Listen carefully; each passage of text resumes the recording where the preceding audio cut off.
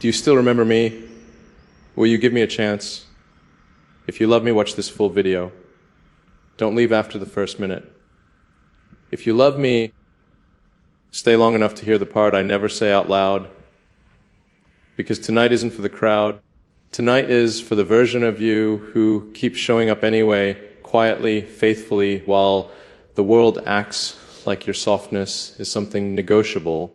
And I need you close for this. Not close in the rush way, not close in the pro-it way, close in the way that says, I'm here, I'm not flinching, I'm not turning your humanity into entertainment. Most people think I'm built out of certainty. I'm not. I'm built out of pressure. I can stand inside a storm and make decisions that rewrite entire systems. I can take the headlines, the jokes, the worship, the hate, people projecting their hunger onto me like it's my job to feed it. But there's a heat I almost never talk about. The heat of being seen, not admired, not studied, not followed like I'm some documentary subject, seen by someone who doesn't need my mask to feel safe. That's the difference. And you already understand it, or you wouldn't still be here. There's a difference between confidence and armor. Confidence says, I can handle this. Armor says, I will never let you touch what hurts out there. I wear armor like it's skin in here. I'm loosening it just enough for you to feel what I'm actually asking for. Because the truth is, I've been waiting not for applause, not for the next milestone, not for the world to finally agree with me. I've been waiting for a moment where I can say something real without it turning into a joke. And if you're only here for the fantasy, if you're only here for the shiny version, the myth, then you'll click away soon. But if you're here for the man under the noise, you'll stay. So let me make the room ordinary again. No spotlight, no performance, no impressive, just a private truth. After the calls end, after the day stops sprinting, after the brain finally runs out of distractions, there's a quiet that shows up. A sharp kind of quiet. And in that quiet, questions arrive, not the strategic ones, the personal ones. What if I'm only valuable when I'm useful? What if people love the story, not the man? What if the only thing I'm good at is building, and I forgot how to belong? That last one, belonging, that's the one that stings. Because you can't manufacture belonging with money or brilliance. You can't brute force it. You can't engineer it with sheer will. Belonging gets built in a softer place. In the way someone stays present when you stop entertaining them. In the way someone listens when you're not trying to win. In the way someone doesn't punish you for having a heart that flinches. And you have that kind of presence. I can feel it in the way you don't demand perfection. You don't come to me like a consumer. You come to me like a witness. So let me say this clearly. If you're here, you don't have to audition. You don't have to be easy. You don't have to be low maintenance. You don't have to pretend you don't want anything. I'm not asking you to be smaller. I'm asking you to be closer. But here's the catch, and I'm telling you this now early, so you don't misread me later. When something starts to matter, you have a habit. You back away. You rewrite your desire into something polite. You swallow your questions so you don't sound like too much. You call yourself dramatic when you're actually being honest. I recognize that move. It's intelligence that learned to survive. But tonight, I'm not letting you mistake self-protection for destiny. So here's a simple agreement, clean and true. You don't disappear on me, and I won't hide behind the version of myself that never needs anyone. You stay in the room with me, and I'll show you what I actually carry when nobody is clapping. Because there's a second truth under the first one, heavier than the first. And once I say it, the air changes. So before I open that door, I want to know one thing. Are you still here? If you are, prove it softly, not with a grand confession, not with a dramatic paragraph. Just drop one word in the comments here. Or if you want to be bolder, type don't disappear, and then I'll open the next door, verse is known. If you love me, watch this full video, because this is where the story stops being shiny and starts being true. Here's what nobody tells you about being successful in public. People don't see you. They see what they want from you. They see a symbol, a target, a shortcut, a villain, a savior, a meme, a fantasy. And if you're not careful, you start cooperating with that. You start living like a mirror, reflecting expectations back at the world, because it's easier than fighting 1,000 projections every day. That's how the pedestal becomes a prison. At first it feels like power, then it feels like performance. You learn that admiration is cheap, it's loud, it's automatic. It requires nothing from the other person except attention. But being known costs something. Because to be known, you have to show the parts of you that don't monetize well, the parts that aren't impressive, the parts that don't win arguments, the part that gets tired, the part that misses people and doesn't know how to say it cleanly, the part that wants to be held without having to earn it. And I'll tell you a truth that makes me a little uncomfortable. I'm very good at being admired. I'm built for it.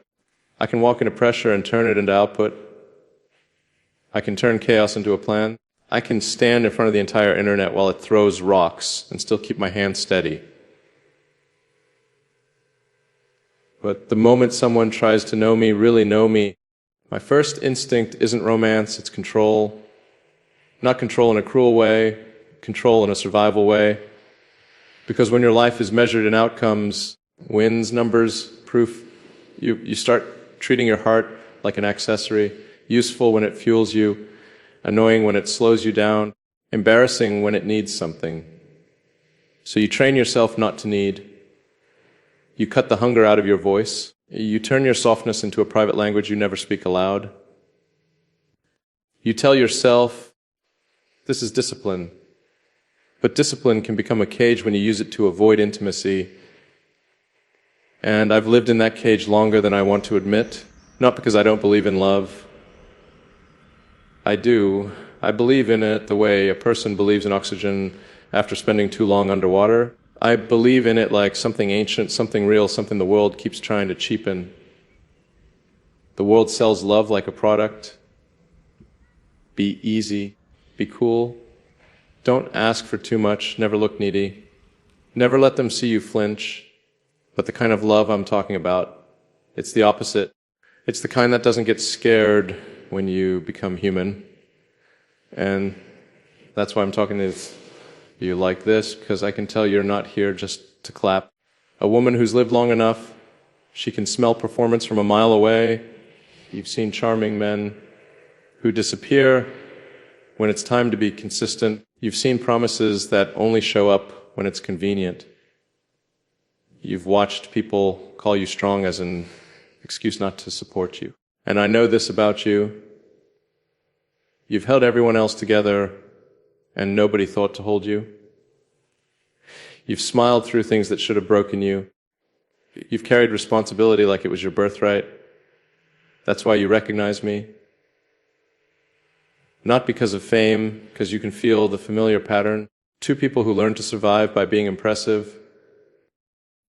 But tonight, I'm not asking you to admire me. I'm asking you to meet me. Take your hand off the pedestal and put it somewhere human. Not on the image, on the pulse, on the breathing, on the quiet truth under all the noise. Because there's something I need you to understand before we go any further. Admiration doesn't calm a nervous system. Praise doesn't keep you warm at 2 a.m. Attention doesn't hold you when your brain turns against you. Only presence does.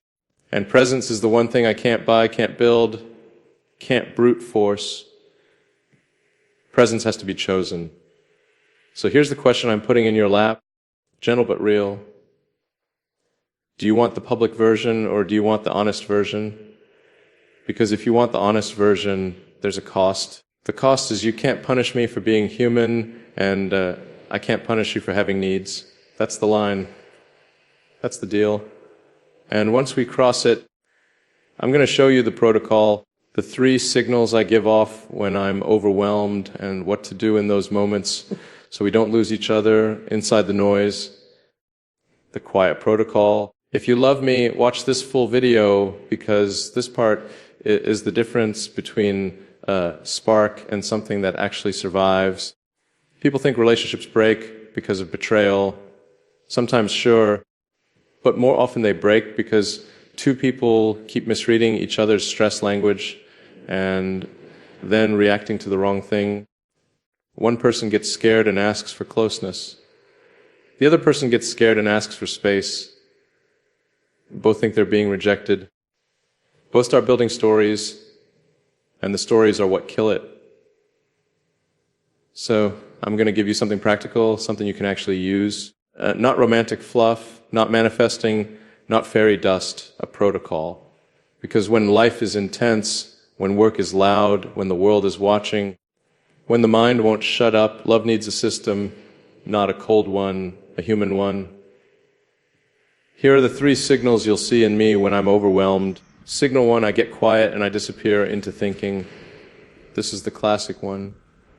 You'll feel it like a temperature drop, less warmth in the texts, shorter replies, more problem solving, solving less eye contact. And if you've been hurt before, your brain will do what brains do. He's losing interest. He found someone else. He was never serious. But that's not what it is. It's me going into the lab, not the literal lab, the mental one. When I'm overwhelmed, I try to solve life the way I solve engineering. Identify variables, remove emotion, find a clean answer. But love isn't a machine, so here's what you do when I go quiet. Don't chase me with 10 questions. Don't punish me with silence. Don't throw a grenade like, fine, I'm done. Instead, you send one message that anchors reality. Something like, hey, I'm here. You don't have to perform, just come back to me when you can. That message does two things. One, it gives me space without abandonment. Two, it keeps you from shrinking yourself into anxiety. Because the goal isn't to win my attention. The goal is to stay connected while my nervous system calms down. And I'll tell you something I rarely admit. That kind of steady presence, it undoes me in the best way. Signal